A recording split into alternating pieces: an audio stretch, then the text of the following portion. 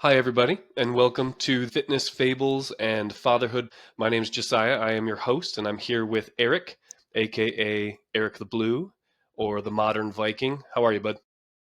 Doing good. It's good to see you, Joe. How are you? I'm doing well. It's good to see you too. One of these days, we'll have to plan a get together with the kids. Yeah, summer's coming to a close. We got, fall in the air. We're kind of getting excited about camping coming up here. So, practice just the other weekend, setting up the tent, kind of going through the motions and seeing how the kids did. So, that was lots of fun. That's awesome. I can't wait until my son's old enough to go camping. I don't think it would go well with an 18-month-old, though. I hear you. Yeah, ours are 9 and 5.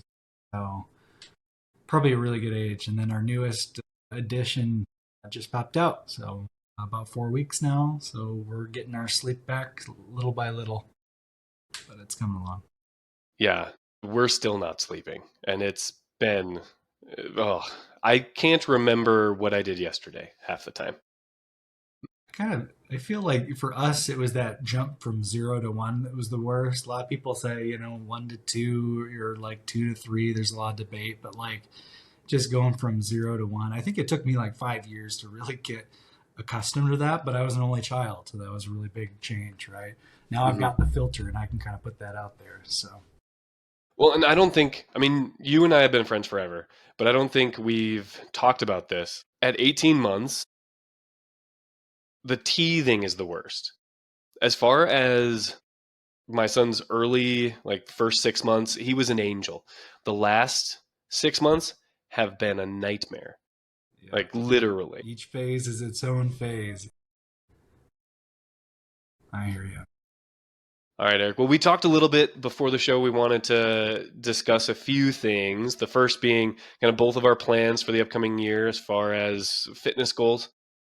Myself, hopefully aiming for a 60-mile, 100K towards the end of next year. You have any goals for the next upcoming 2026? Yeah, it's been interesting. Like we were talking about this, you came out and you supported me as my SAG for the Starvation X-Try out in Utah not too long ago, August 2nd. And it was the first time I've ever failed before. I got my first DNF. And that was really hard for me. So the X-Try, for those who haven't been in the triathlon world, this is a ultra endurance event. It's a 2.4 mile swim. You start when it's pitch black out before the sun even comes up. Then you do, it was 100 miles of biking in the mountains in Utah. So I think there was about what 10,000 foot elevation climbs. You can do that twice on the bike, and then you do it again in the run. So unfortunately, I got over halfway on the bike, and then I called quits. I said, you know what, my baby's coming in just a little bit, and I'm not gonna risk it. My lungs hadn't been doing that great. You might hear me cough a little bit, so I apologize. My lungs have been bad ever since having COVID. So I tell you, it's been a humbling experience. As I've been thinking about since having our recent son Arlo, it's really opened up my eyes again in terms of like where I want my brain to be at, like what I want to focus on for this next year. So I think um, there are big races, big challenges that I'd like to do. I don't know if I'll get into them. I can go through and show you a couple of the races I've been thinking about for next year. But I guess the thing that I have been most grateful about in this last year is just the consistency. And I have to thank you a lot for that because you've been there just as someone for me to be able to listen to vent with on those tough weeks, to go back and forth and just have that accountability system. And that's so important when you're thinking about these lifestyle changes that really guide your life. Well, in our morning text message thread Yeah. is pretty motivating. Whichever one of us wakes up first Yeah. and sends the other one a message, "Hey, I got my workout in this morning." It's always Right. nice to have that little bit of a push in the morning from somebody else of a similar mindset. Yeah. So whether it be, a triathlon to put on the calendar, or just some like general fitness goals to be able to kind of reset over this next year. I haven't been sure exactly to what degree I want to be able to commit. I think part of that's fear, just in the wake of a DNF, and part of this is just the resetting of expectations going from man-to-man coverage to now zone coverage with three kids. So I want to make sure first and foremost I'm there for my wife and that she feels that support. Obviously last year, like I was doing a lot of weekends where I was doing 5-hour stints in the garage, and so that's not really totally sustainable for a family. Not totally sustainable for a family of our size, especially when you got the young one. So maybe something we'll explore over the next couple of weeks here. Awesome. And if you need somebody to sag again, by all means, reach out, because I'm going to need you not only to sag for me, but also to hopefully pace me if my body holds up and I can participate next year. So you need to be in shape at least enough to run the last 20 miles with me, because I don't think anybody else is going to do it. That's fair. Yeah, I think that's one thing too that I've always in the past I have had a focus on just the distance, and I haven't really cared about like how fast I am. A lot of like slow twitch muscle fibers, not as much of the sprinting or fast twitch stuff, right? But over the last few weeks, I've kind of recommitted to trying to lose weight. I think that was a big reason why I didn't finish starvation. Was kind of half in, half out, I think, with the weight loss aspect. So I'm recommitting to trying to only eat 1,700 calories a day and trying to, get your 10,000 steps in and just go from there. So, as I do that, I think it'll be a big focus on the running aspect, which, I absolutely hate running. So that'll be fun. Well, distance running isn't my forte either. Remember, I was a college sprinter. Like, this isn't up my alley much more than it is yours. But having hard things on the horizon's always nice to have something to aim for. Because shoot for the stars, hopefully you land on the moon. And to have an example to be put out there for the kids, like as my son gets older, by the time I run this 100K, hopefully, I mean, he'll be 2.5, like starting to actually be able to like form memories, and seeing me do this at such a young age, hopefully get him out in the garage. Like, I have to still build a setup similar to yours. Right now, all of my workout equipment's in my basement with all of the spiders and other fun things. So get that outside into my garage so I can more easily utilize it and be more consistent at home. If I'm going to the gym consistently, then I get my workouts in. But if I am relegated to doing it at the house, it's a little less consistent. That's for sure. I've been meaning to ask, do you have like a Bob so that you could take him for jogs and stuff like that? Or because I know you do a lot of walking with the dogs, but I wasn't sure if that's something you'll be trying to do with him. Well, yeah, we have a Bob. So I take him for some shorter runs. I don't know. I have to do some research. Maybe this will be a future episode or something where I look into different strollers, but like the mechanism and that front wheel of the Bob where it locks, I'm not sure if you have one. You mentioned it, so I assume you do. But that mechanism in the front, when you lock that wheel out, it gets really hard to turn. Mm-hmm. I know for long, straight and narrow sprints or long distance runs on roads, not too bad. But if I'm taking him to like the local forest preserve or something like that, and we're doing more of the gravel trails and whatnot, it's really not conducive to a smooth ride, I will say. But for walks, it's amazing, and it's sturdy. We went to the Ren Fair recently, and having him in that, it's like the Cadillac of strollers, because you can just put everything underneath it. It's awesome.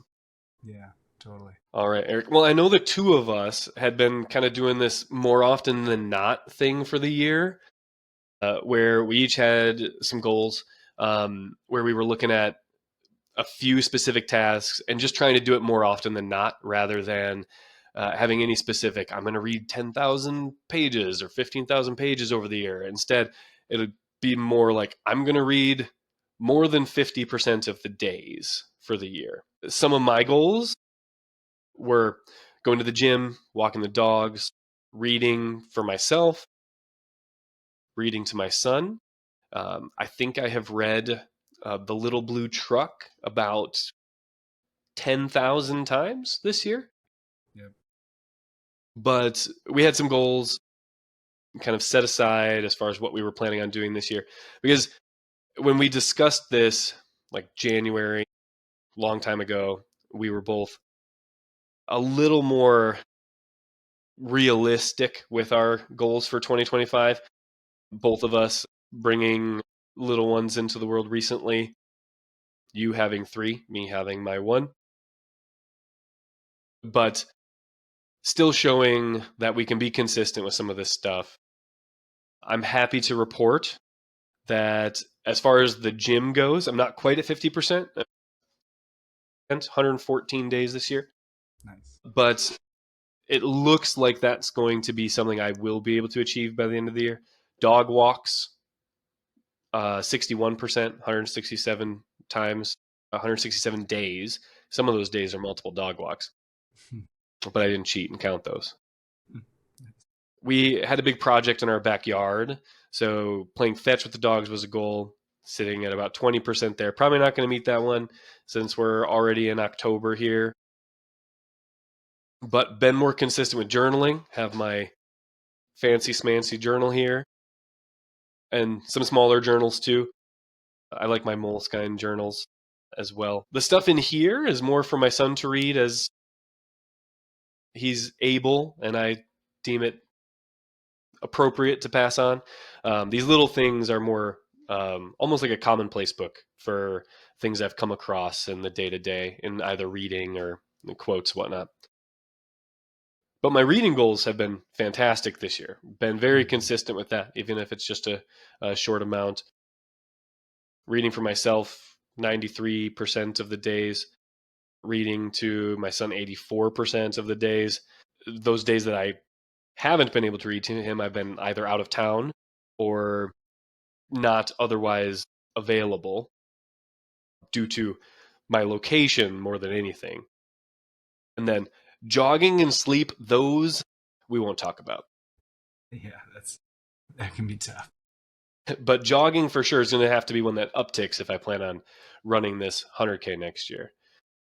How have your goals been going?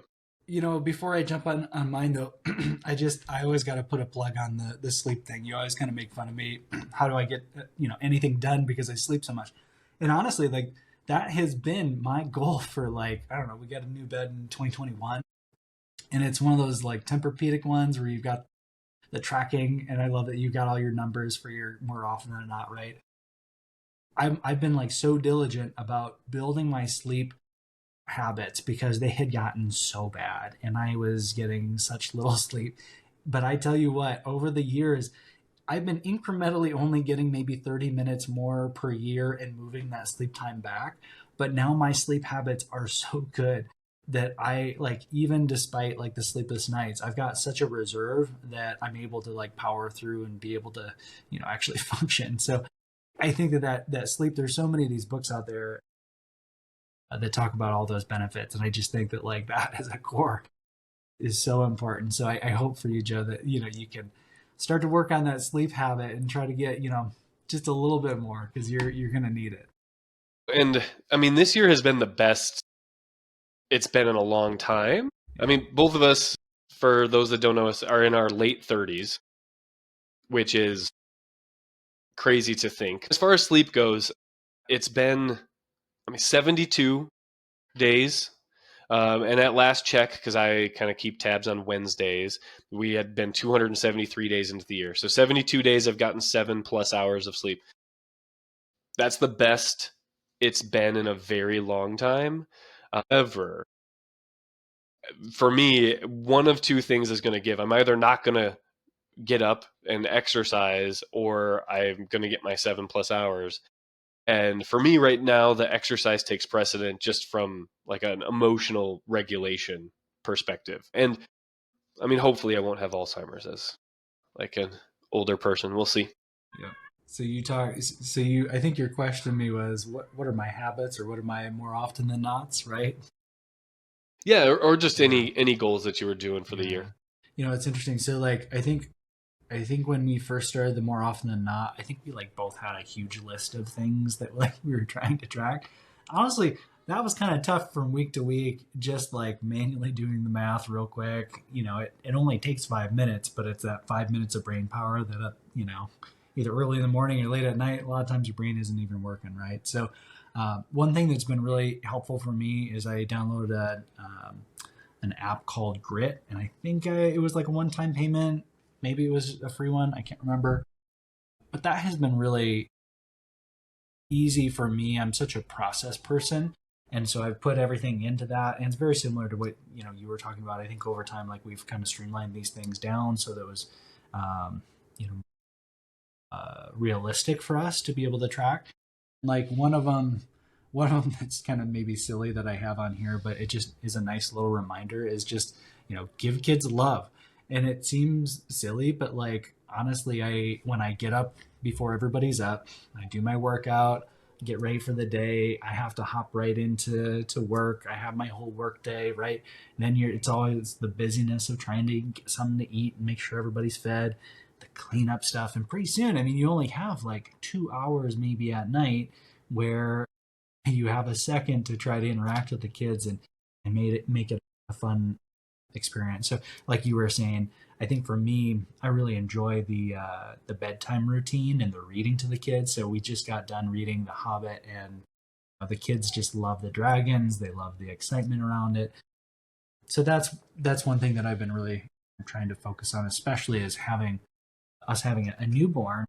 Really worried about the littles not getting like enough attention, and that everything was going to be about the baby and there being some issues there. So we were proactive in like starting those new routines before we had the baby to make sure that we were given that kind of attention there. And then as we think about like especially those experiences, right, getting the one-on-one time during all the craziness, we had to be much more intentional about trying to plan those experiences, whether it is the camping or like we've got one of these pull behind trailers, the Burleys. So it just takes that extra level of effort to plan for the weekends to get everything in the car and packed up and on the carrier to actually go.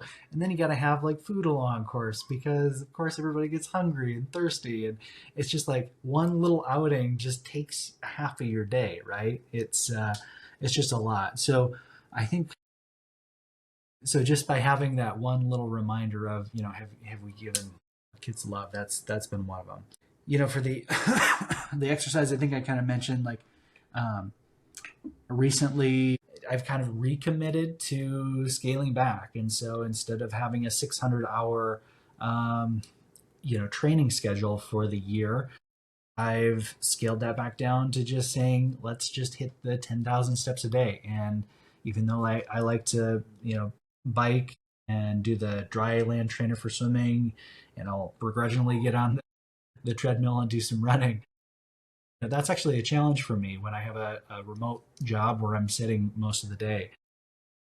So I thought it could be actually kind of fun. I actually wanted to show you something. This is something that I try to look at annually.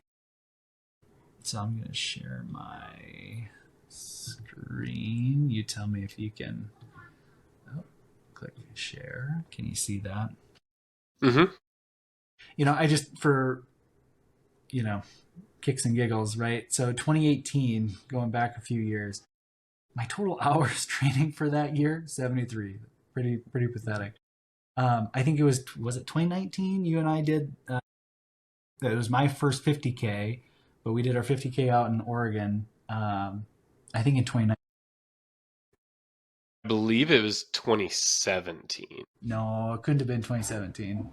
It had to have been because I was I will already. look at. Yeah, I was You were already. right. 2019. Yeah, because I 2019. was gonna say like, see this nice little dip? That's my 13 hours right there. So it was just funny because you were giving me crap the other day that like my training for that. Yeah, I hardly trained at all. I just said, up, I'm gonna do it, right?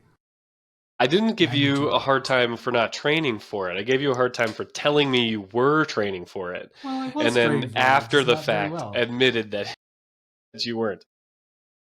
So 2019, 92 hours, right? So every year I've increased a little bit. 2020, much more consistent. I had, the excitement, I think, from the that event. And then I don't know when. So we had Atlee in September, and you can see it kind of fell off a little bit after that. But that was a year of like kind of getting some consistency. And then 2021, even though the world was crazy, we had a newborn, I could still carve out quite a bit of consistent work hours. So 208, not the best, but not bad. Okay, 2022 wasn't a great year. I don't know what happened that year, but I think I changed job. Yeah, I might have changed job. I can't remember. Yeah, I think I changed jobs, so it was like a different routine. 23 didn't really have any major goals on my plate, so kind of a lack of focus with 151. Then 2024, this was um, a year of consistency. Finally, kind of getting back into a swing of things. You can finally start to see like some of these bigger months, and then 2025, you can see we're not even all the way through the year. We still got about a quarter left, and I'm right there at what I did from last year. So, although I've taken about 2 months off post this race, this is what I want to do. Is I want to continue to build that momentum. And for me, it's maybe not as much about the end all be all race, but it's definitely a motivator. But I do want to see the consistency. So for me, if I can be getting these 20 to 40 hours per month, I think I'm pretty happy with that. If we could finish strong here, I'd love to see 2025 up, over at or over 300 hours. So just one of the goals that I want at least for the end of this year. Well, and I'll keep messaging you in the morning. Well, hopefully, I do think you'll be able to reach 300. Like I mean, with 3 months left to go here, Yeah. it shouldn't be that difficult. Yeah. And then you were saying, so for your race next year, are you for sure on the one that you want to do, or are you still playing around with it? It's about 95% sure that it would be the Mines of Spain 100K. So that's in Iowa. It's sort of in the Mississippi River Valley area. There are a few others. There's one in Indiana. There's one in Montana around the same time that I was thinking of doing, like fall-ish. But that one in particular, I've had my eyes on for a while. So, So yeah, this is that the one. one you're talking about. Really It pretty is. course. So it's a 20-mile loop, 3 loops. There's a 100K and a 100-miler.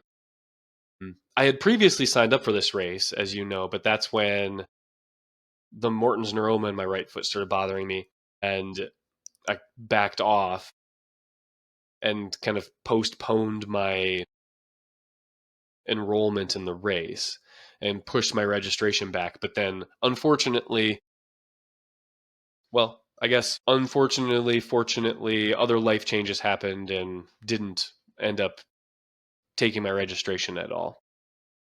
But because I had signed up for it once and kind of made it a goal a few years ago, I'd like to try it again. We'll see. But yeah, it looks like a pretty course. At one point, I believe you run across the Mississippi River. So you actually end up being kind of wet. So if you do run with me, you'll have to bring your some Gore-Tex shoes. There's the actual site for it. There's the 100-miler. Really pretty Mm-hmm. by the bluffs there. So that, yeah, mid-October. So that's coming up pretty soon. You sure you don't want to just do it in a couple weeks here, Jeff? Oh, registration is full, so no. Too bad. So sad. But no, it should be Yeah, good. It'll be a lot of fun, I think. this looks really fun. So I think you and I had discussed this the deciding factor is going to be come December 31st, like New Year's Eve, if I'm consistently getting 30 miles a week or so, and I think it's going to be a go and I'll register. If I'm not at 30 miles, then probably going to maybe pick a 50K towards the end of the year, something different.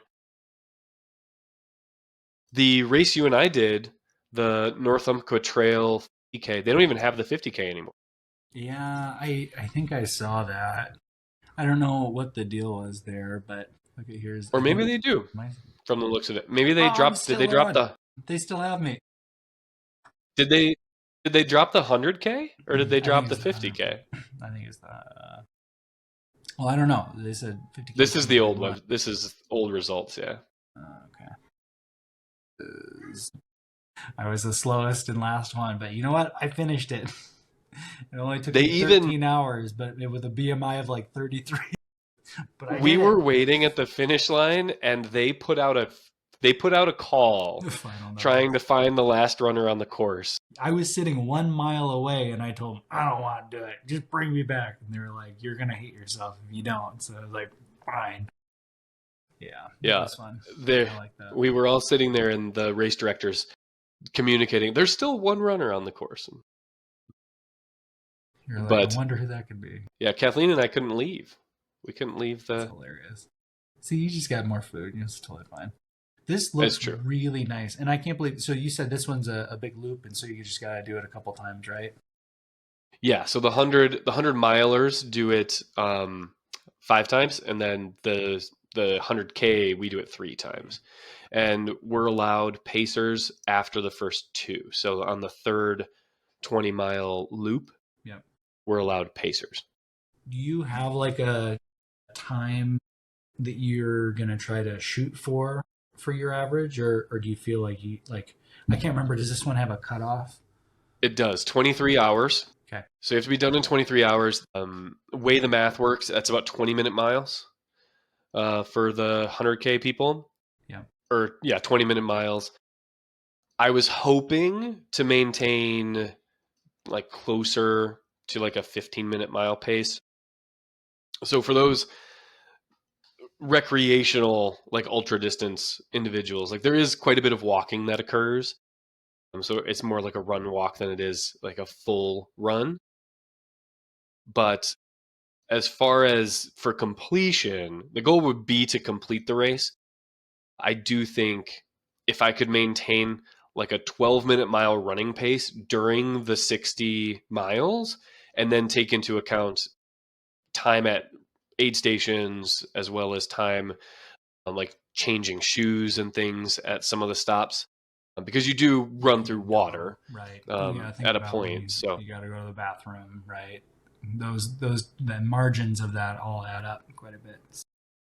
right, if you spend 8 minutes at an aid station at that Lewis Murphy Park, if you end up spending 8 minutes there, 10 minutes there, changing shoes, changing socks, changing shirt, applying sunscreen, I mean that is going to add on to your overall time. The time doesn't just stop. Yeah. If I can keep a 12-minute moving pace, like I think that's achievable, Yeah. And if you see and there, then I kind mean, of this average it out. is that's impressive too, right? Like 8,400 foot of elevation. Um, so you've got the ups and downs too. I guess I didn't really expect that for Iowa, but I guess you're kind of in a Yeah, it's fluffy not part, right? right. It's not at elevation. I mean, like your starvation was at 8,000 feet at points. So at 8,000 feet of elevation above sea level, this is closer to sea level, but there is a lot of gain and loss throughout Yeah, the course. yeah. Not For flat us is the point, Midwest right? boys, right? For us Midwest boys, a little easier Yeah, because at starvation, one of the aid stations I was waiting for you at, or the turnaround point at the mile 50 mark on the bike, yeah, the two guys standing there with the flag for turnaround kept asking people that weren't from the West Coast, well, how do you train for this type of elevation? And everyone yeah. goes, oh, the humidity. Like the people from the Midwest or from Florida are like, oh, the humidity. And I don't think it really worked that well, but No, I don't think so. um and I mean, we I didn't look will into say, this. I looked at those little chambers that you like rent or buy. Those things are Yeah. like thousands of dollars to have one of those. I would love to have a little like elevation, tent, hyperbaric chamber, Hmm. whatever it is. That's crazy though. Well, and as far as like acclimating, I mean, going back, so I just finished as we kind of move on from the fitness part to the fables part of our discussion for the day. I just finished Hal Corner's Field Guide to Ultra Running. Mm. It's my second time kind of reading that book. I have listened to it both times. At some point, he talks about elevation and acclimating to a higher elevation for races that you travel to. Yep. And he recommends either you go out the day before so that acclimation doesn't even start Okay. because your body doesn't have time to realize that the oxygen is less dense there. Um, or you go out there like a month in advance to allow for acclimation to occur. If because I think you went out a week in I advance. went 10 days and I like maybe almost 11, and like I had read, I don't know, that you can get 60% of your, you know, Mm, acclimation by that. And the other point was I stayed with my boss. He was amazing. I loved it. But he was like halfway down the mountain. So he was at 5,000 foot elevation. I think it hmm. started at about 5,000 elevation. So it was maybe at the starting point, it was okay. But as you go up the mountain, right, that 5,000 foot climb, yeah, it was like trying to breathe through a straw. And with my lung crap that I go through, like, yeah, it was brutal. So yeah, you're Yeah. telling me Well, I got to and I go guess out a that was month beforehand, huh? Either that or well. fly That's what out the the day book before. said, Interesting. or the day before. 2 weeks is probably better than the 1 week that I thought it was. Yeah, well, that's good. So this is, I'm trying to pull it up. The Hal Corner. I can add it. I've never heard of him before. I feel like I've read a few like those running books, but here, I'm just gonna pop this up. Yeah, What I do was you gonna say think I of can it? add Like it the in the writing style? post Is too. that was it engaging? I really like the Dean Karnazes. Just really entertaining as well. Yeah, I mean it's very accessible. I will say most of the writing from this book is very just based on experiential learning on his end. There isn't a lot of scientifically backed data or anything like that. It's just more him discussing his experience with ultra running. Yeah. Um, Goes into nutrition, but it's more of here are your options, and this is what I do, and that you should play around with things. It does have like some training plans in there. It has a couple other things like PDF documents and whatnot that you can download that are extras. But as far as the writing style, relatively engaging, pretty short. It's not very long, so I finished it in like 2 days. Not a long book, Yeah. You're a speed reader. and I listened to it Okay. even then. Even listening to it, because usually I can read faster than I listen to something. It still only took a couple days commuting back and forth, and then dog walks and during workouts and whatnot. Nice. But are you reading anything right now? So you, excuse me. Oh, goodness. Yeah. So you gave me a suggestion on a book, and we're going to talk about this maybe in a month or so. And I'm blanking on the name of it. I think it's called The Blade Itself. Yeah, Right? The Blade Itself Yes. by Joe Abercrombie. This is something that like I wouldn't have picked. I wouldn't even have known of, right? Had you not given me a suggestion. And it's a book that like I'm listening to it. I do a lot of listening to audiobooks, but the downside is I like to listen at night before bed. And so I'll put the timer on, but I've been so tired with the baby that of course I've been like falling asleep within, 15 minutes and it'll go for 45. So I play that game of like trying to figure out where I was, and I feel like I kind of go back and forth. But from what I have listened to, it I think it took me just a little bit to kind of get into it and get a feel for for the book. But I will say, like, some of the like the recent fight scenes, the battle scenes, have been entertaining, and there's magic in there, and there's some of that fanciful stuff. So it's fun to have a book that's not so nonfiction and for use, practical use, right? I enjoy reading those types of business books and things like that, but this has been kind of fun to just have something outside of my norm to listen to. The other one that I'm listening to is the new Dan Brown book, and of course, his books are just so engaging. I just love this one, the Secret of Secrets, right? Uh, I'm not that far into it, but it's his classical, writing style. It's just a page turner and it's engaging. So I can't wait to read the rest of this one. But I set this one down as I picked up the Blade itself. Is it related to the Da Vinci Code? Robert Langdon is the protagonist in that, so he's still there, yeah. But like, it could be a standalone book. It's not. I wouldn't say that it's like related to the other ones. So yeah, this one, Deception Point, was really different. But oh wait, not Deception Point, Digital Fortress. This one is an older book, but this one's actually really kind of interesting with all the AI stuff that's going on right now. I would say it's like much more applicable. So if you haven't read that, you'd probably actually enjoy that. Well, I'm going to get you to read If Anyone Builds It, Everyone Dies. That's my next recommendation for you. Sounds like a real happy read. Why superhuman AI would kill us all. That seems like the narrative for everything right now, right? But it's actually quite captivating. And if you want to be convinced that AI is bad for our futures, Talking to somebody let's who give that a works listen. on AI solutions for healthcare. I know. No, I have a Yeah. very, very optimistic, rosy feel for AI. But I did have a question. Yeah.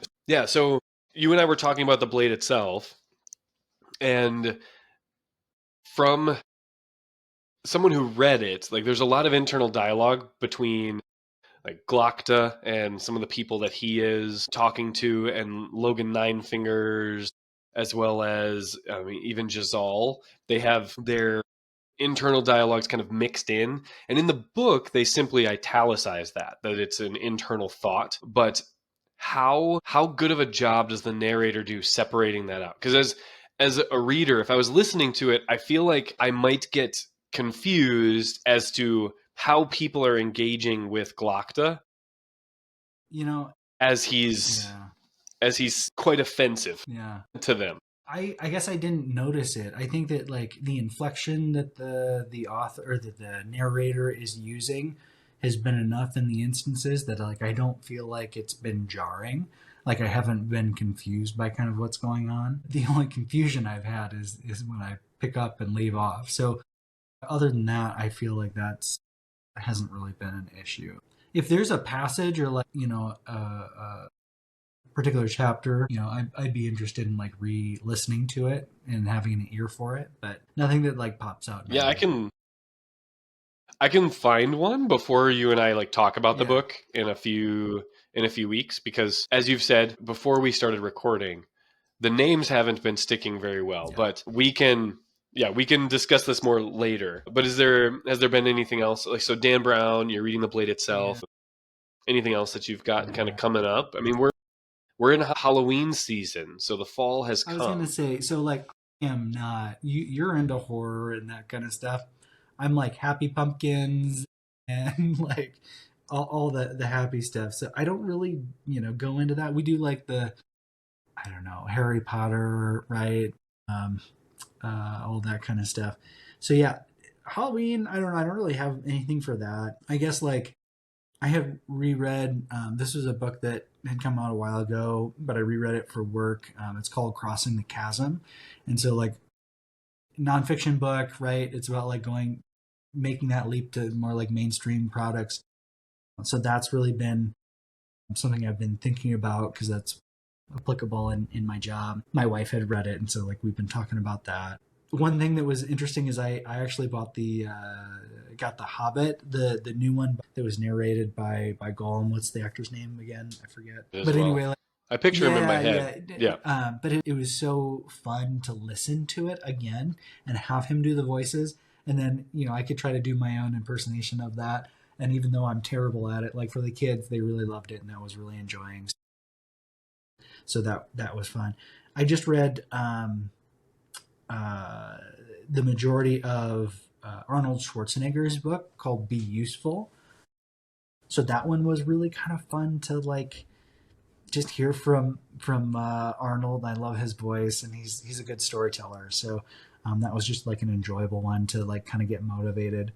And then I've been meaning to pick that one up. yeah, Same with Matthew McConaughey's book Green Lights. yep, Like I've we been did that one meaning too. to pick that up That too, but one, he's got such a drawl, right? Like his voice is just so unique. That was another one that like Casey and I would listen to at bedtime, and it kind of puts you to sleep. But that was a really interesting one. There's another book that I need to finish. It's the Keanu Reeves in what is her name? China Miaville. I don't know how to pronounce her name, but it's the Book of Elsewhere. Did you read this one? I think you'd really like this one. you told me Yeah, about it. I haven't read it. I've just had so it's many other books on my this list one's that I haven't gotten around to it. weird. It's almost matrixy, but it like deals with time and just like different kind of concepts. So I don't know. I feel like there's components of it that I are maybe a little more not horror, but like gruesome kind of stuff. I don't normally read, but because it was Keanu Reeves, I was like, okay, well, we'll see what this is about. So yeah, so that one was entertaining. I'm probably about halfway, maybe three-quarters of the way through that. I do a lot of this where like I pick something up and I may set it down for a while because I may not be in the mood. Um, and that's the same thing with one by Scott Page called The Model Thinker. And so this one again, it's more nonfiction, right? It's more applicable to my work, but this one is helping me to like reimagine like some of the problems that I face at work. And then one that I finished, it was a super quick read. This one's called The World According to Caleb. So if you've ever watched The Clarkson Farm, I think they've had 4 seasons out. It's the one of the drivers right from the Grand Tour, Jeremy Clarkson, and he has his own farm, and he has this kid Caleb who's his farm manager, and like the episodes are really funny about like him not knowing anything about farming, and this kid like having grown up all around it, in it, loves farming, and just the comical pair of those two. But this one Caleb reads it, and he's just funny, and it's just a great book if you want to smile, right? If you're kind of into that kind of humor, that was a really good one. But yeah, other than that, for me, honestly, it's more about not starting a whole bunch of new books, but it's more about like just finishing the half started ones that I have on my list. So that'll probably take me through the end of the year, For unless sure. there's something that's really good and I need to take a look at them. How about you? Anything? Well, Yeah, when I was going to say, when you and I discuss the blade itself, we can. I think I asked you to get three yeah, titles, and I'll put three titles up, and one of them will for sure be horror, yeah. just because. And then we can spin a wheel when we discuss the blade itself to figure out what our next like duo read is going to You be. know, one thing I always liked was like the Stephen King books, and I think that he's been writing a little more. I thought I saw one book that had maybe it was his son. He published something with his son, Chris, I His think. son has been reading, or his son has Yeah. been writing. So I'd Yeah, be really curious to maybe look at one of those. I don't know, like what it's about. If it's the same kind of writing style or if he plays new stuff. well, and I think if I don't get to it, I have a suggestion where you would probably like it, even though it's horror based. But I actually have it sitting next to me. We can talk about it. You said you were reading The Lord of the Rings. Had you moved on from The Hobbit to the actual Lord of the Yeah. Rings now? So we're now on the Lord of the Rings. I did download some of the audiobooks, and because I know that same actor had narrated those as well, and so Yeah, Andy Andy Serkis, that's what it Serkis. is. Yep, yep. So no, I have not listened to him, but I have been just reading. I think this one it's a little advanced for the kids, so like I have been enjoying it. I don't know if I'll read through it. Probably a little bit too much for my 5-year-old. And I'll like even in the Hobbit, like I had to kind of change some of the story right to make them a little more appropriate. But yeah, I just went full on and read the entire thing to yeah, my son, like from birth. I started The Hobbit the yeah. day he was born and read it out loud every day until he was 1, and then we had a Hobbit themed birthday party. And we are currently also reading the Fellowship of the Ring, so I have my copy here. We just are getting to Weathertop, so if you recall that point of the Nice, story, so that'll be a nice. good time. But yeah, I have quite a few. As you said, my number one goal is to try to finish some of these other books that I'm reading. So I'm rereading The Blade itself, so you and I can discuss it. And have you Uh, read that whole series? I can't remember if you said that. Okay. yeah, I've read the entire series. I haven't read the follow-up series. I've read this. I've read his YA work. I've read a couple of his standalones, but I haven't read the second follow-up series, which takes place later on down the timeline with some of the characters' kids. But you had asked for something that was kind of approachable or something that was easily accessible, kind of in a vein of like Brandon Sanderson, as you and I just finished reading the Stormlight Archive, which it's debatable as to how that ended, whether it ended on a high note or a low note, but that's for discussion for another day. It's grim dark, a little more like gritty, but overall much more accessible and easier read, less flowery language. The prose is a little more simple. He's definitely a character first author, not a very plot focused person. Then I've got Dostoevsky's The Underground Man. The House of the Dead. Started that a while ago. Is it The Underground Man? Is that Dacia? No, it's The House of the Dead. So This is actually part of what got me into English lit for my major. yeah, Notes from the Underground is good. I like that. I think I have what else do I have? I think I have yeah, I have the brothers Karamazov here. Like this is one of my favorites. But The House of the Dead is definitely not one of my favorites right now. I have been slowly working through that for months. You and I just finished, well, I finished Malazan, or Malazan, Yeah. Book of the Fallen. So there's a few other series kind of branch off of that world that I'm kind of poking my nose into. And But you really like since it is music? October, I do, because I'm definitely like a character first reader. And if you read Malazan, the plot can get lost, and some of the sort of meandering plot points, the fact that the books change settings from book to book, it can get kind of confusing. It's definitely a task to read.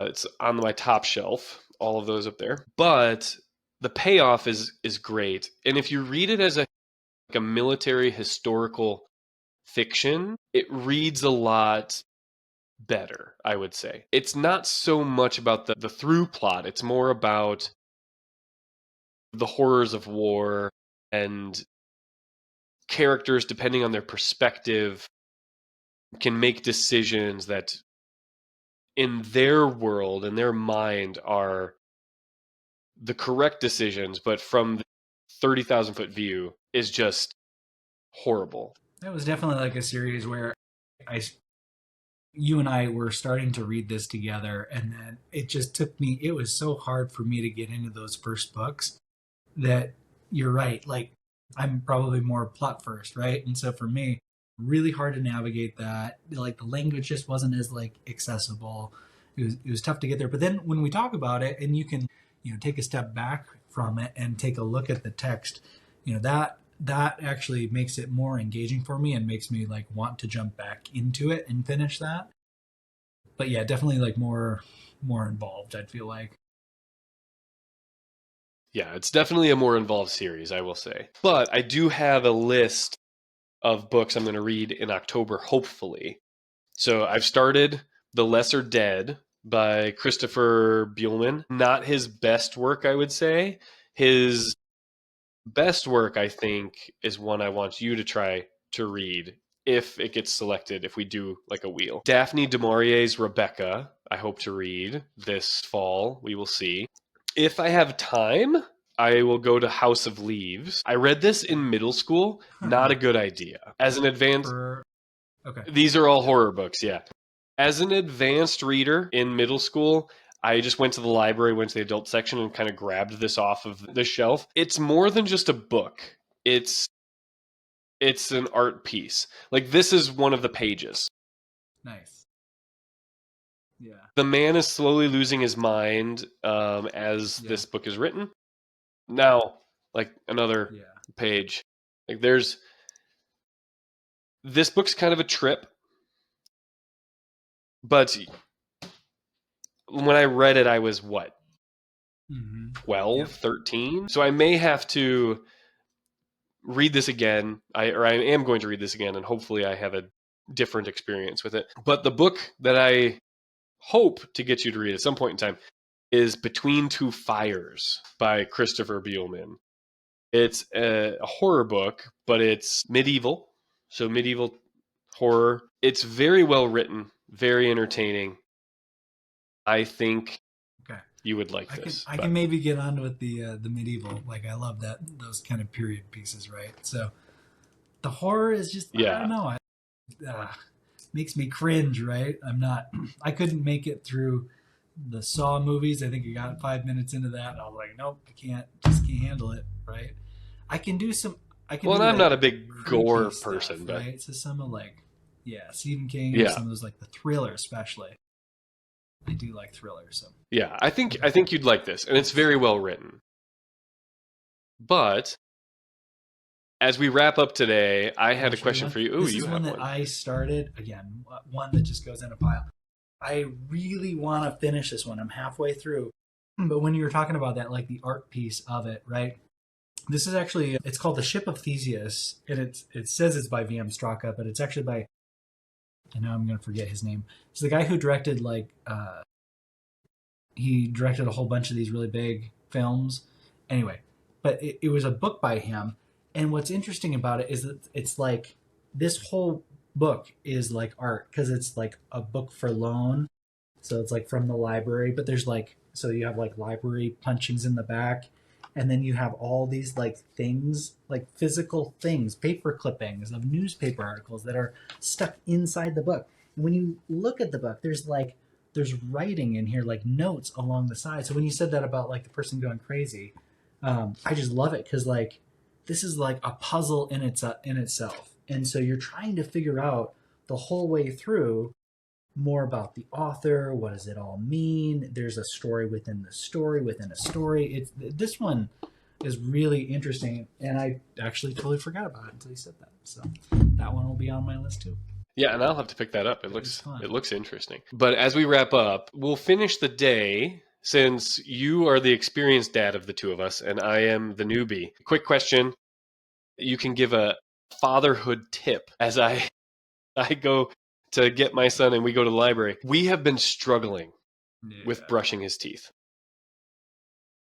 It turns into a WWE wrestling match every single time. Any advice as far as how to get him excited to brush his teeth other than just physically holding him down? At that age, I don't know. And honestly, same thing. Our oldest, I think that everything is just harder with that first child as you're like training, getting them on the, just the basics, right? And after she was trained, then like for whatever reason with your second one, it's just so much easier because the second one sees the older one doing it and it's like they get engaged and they kind of, so I guess my suggestion is just to have more kids and then like it'll get easier, right? So probably not the answer you want. All right. Yeah. Because otherwise, like pooping, it's easier. You give them an M&M, right? Well, you can't do that at nighttime when you're trying to brush teeth. The only thing I can say is like if they're really on board, if they get engaged with the reading and stuff, I'm trying to think like at that age, like I don't know, they're not, they're still developing, right? So yeah, that's gonna be a little tough because otherwise you can't like logic with them. You can't reason and be like, hey.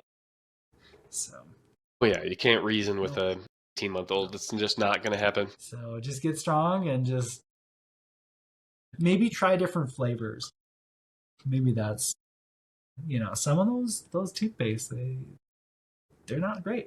So like I think once you get to your third, fourth, right, once you get down the road, you really do relax on a lot of those things. Not to say that teeth brushing isn't important, but I mean they're baby teeth and they will fall out.